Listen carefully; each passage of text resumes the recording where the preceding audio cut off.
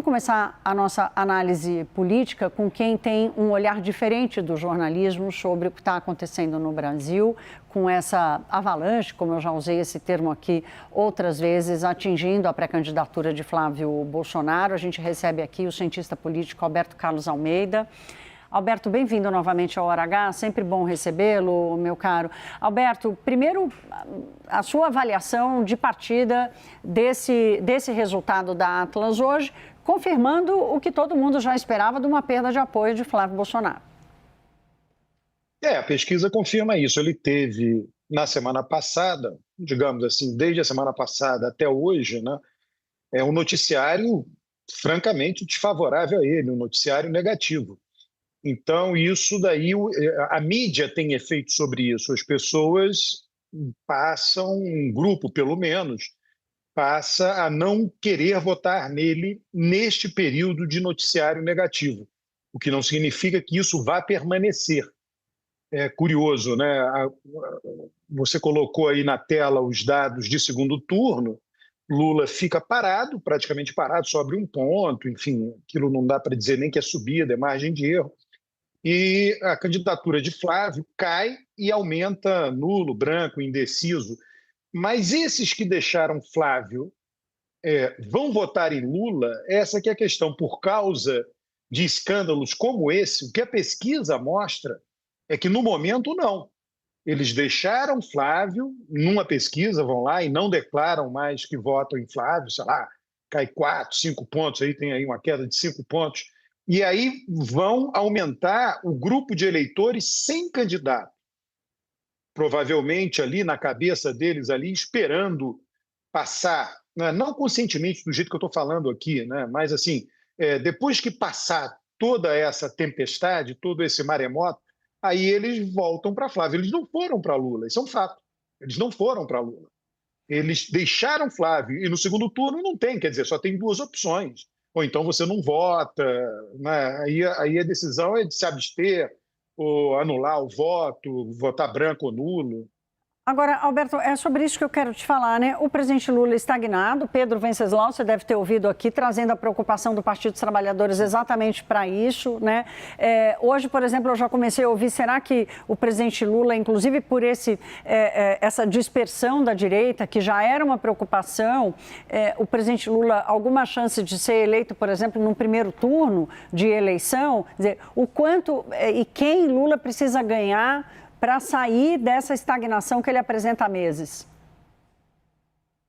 Olha, eu acho que é claro que pode acontecer uma vitória em primeiro turno. Ela só aconteceu duas vezes, nas duas vitórias de Fernando Henrique Cardoso. Com esses candidatos, você tem aí, sei lá, 3, 4 candidatos, não sei se as candidaturas deles irão até o final, mas isso torna improvável o segundo turno. Por quê? O que nós imaginamos é o cenário que eu trabalho, que a grande maioria das pessoas trabalha, é um cenário de uma distância pequena entre qualquer um que venha a ganhar a eleição, a distância entre o primeiro e o segundo. Se a distância for pequena, candidatos nanicos, 3 candidatos nanicos, dificilmente permitiriam uma decisão em primeiro turno. Então, é uma questão aritmética, uma questão matemática. E aí tem esse caso aí de Renan Santos subindo, né? Ali vale até um parêntese, viu, Thaís? Quer dizer, o Caiado é alguém do sistema político, então é alguém que entra de uma maneira tradicional, faz programa de governo, imagina coisas para falar, com início, meio e fim. Zema não é tão do sistema político, mas ficou, né? Foi socializado, está há 8 anos aí, né? Praticamente cumpriu um mandato aí de 8 anos como governador de Minas, 2 mandatos somados. Então, também tem essa visão, passa a ter uma visão de administrador público, e Renan Santos não tem nada. Ele simplesmente entra nas redes sociais, começa a falar coisas que chamam muita atenção e daí obtém votos. É uma nova realidade que a gente vive. A gente já viu isso acontecer no Brasil em outras ocasiões. Então, isso dificulta muito ter uma decisão em primeiro turno.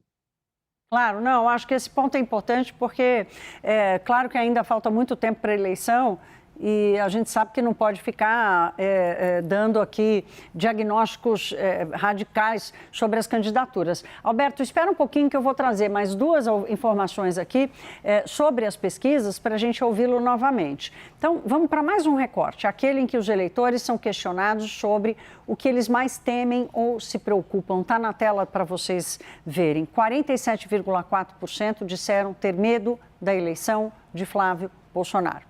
40,5% têm mais medo da reeleição de Lula, 11% se preocupam com as duas situações, 1% não soube responder. Esse quadro era diferente no último levantamento, né? Agora, Flávio Bolsonaro dispara 7 pontos na frente com uma leitura de quase rejeição, né? Porque é um medo da eleição de Flávio Bolsonaro. Agora, como todas as pesquisas, a gente vai dar uma olhada na medida da rejeição dos candidatos conhecidos hoje. Está na tela para vocês também acompanharam. O Instituto Atlas questionou em qual deles o eleitor não votaria de jeito nenhum. Flávio Bolsonaro dispara na frente, 52%. Lula, 50,6%. Jair Bolsonaro, que é um cenário hipotético, né, já que ele não vai concorrer, 49,1%, mas aqui diz muito do bolsonarismo. E Michele Bolsonaro, 45,6%. A rejeição de Romeu Zema vai para 42,2%. Acho que a gente vai ter uma troca de tela aí, pronto, a troca já aconteceu. O ex-ministro Fernando Haddad, que também não está nessa eleição para a presidência, mas é importante colocá-lo para entender a leitura sobre a sua posição, menos de 40%, Ronaldo Caiado, 38%, e o Renan Santos com a menor rejeição, né, com menos de 38%. O PL, partido do senador Flávio Bolsonaro, decidiu acionar o Tribunal Superior Eleitoral pedindo a suspensão da divulgação dessa pesquisa Atlas Intel Bloomberg, que foi divulgada hoje.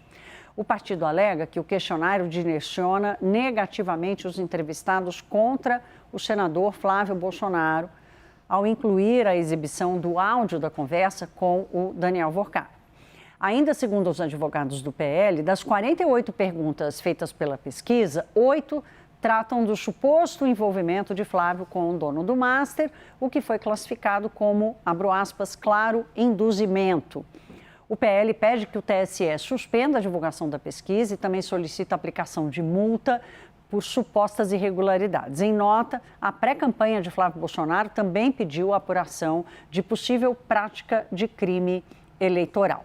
Em nota, o Instituto Atlas Intel afirmou que ainda não foi notificado oficialmente, mas manifesta, abro aspas aqui, plena tranquilidade, fecho aspas, diante dessas acusações. O Instituto alegou que o áudio não foi reproduzido durante o questionário, reforçou que os entrevistados responderam se já tinham conhecimento ou não do áudio e que está à disposição do TSE para os esclarecimentos sobre a metodologia aplicada nessa pesquisa.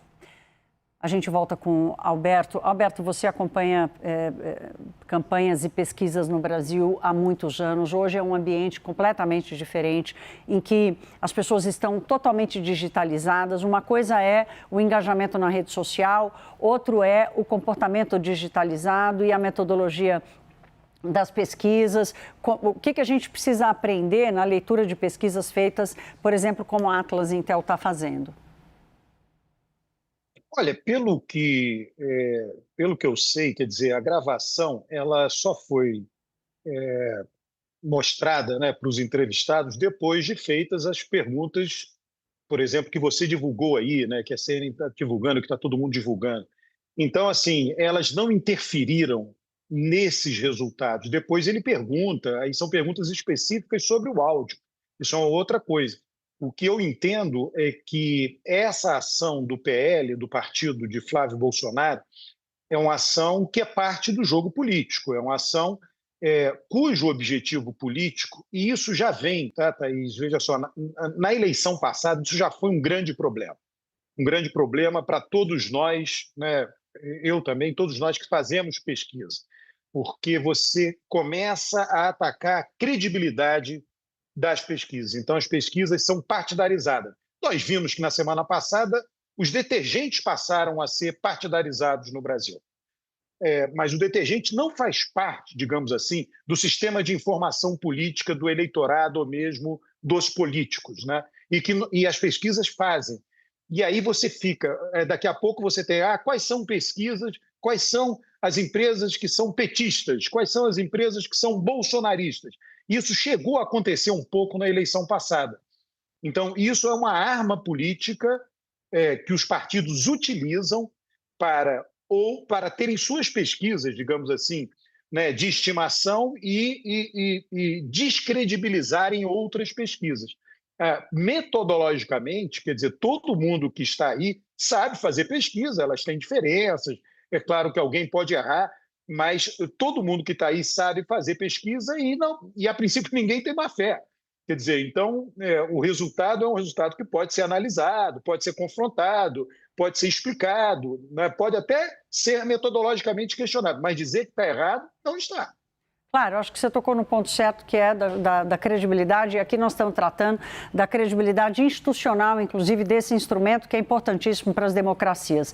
Nós conversamos com o cientista político Alberto Carlos Almeida. Alberto, é sempre um prazer lhe receber aqui. Alberto, que é autor do livro A Cabeça do Brasileiro, 20 anos depois, que traça esse perfil do eleitor brasileiro, uma leitura importante para quem quer acompanhar as eleições esse ano. Meu caro, obrigada, boa noite para você.